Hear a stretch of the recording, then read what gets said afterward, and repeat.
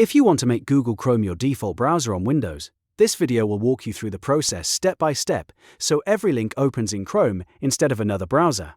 This is a quick setting change, but it can save you time every day if you prefer using Chrome for browsing, searching, and opening websites.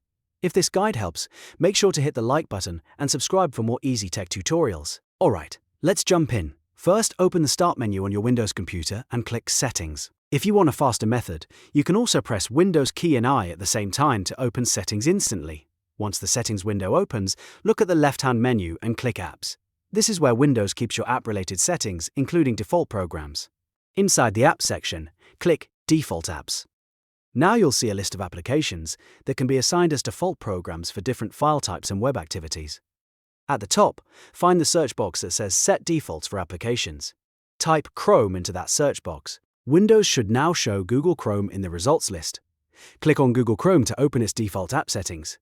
Here, you'll see all the file types and link types that Chrome can handle. To make it your main browser, click the Set Default button at the top. Windows may ask you to confirm the change, and once you do, Chrome will become the default browser for web links and browsing-related actions. From this point on, whenever you click a website link from email, documents, or other apps, it should open directly in Google Chrome. If it doesn't change immediately, go back and make sure Chrome is selected under the default apps list. And that's it. You've successfully set Google Chrome as your default browser on Windows.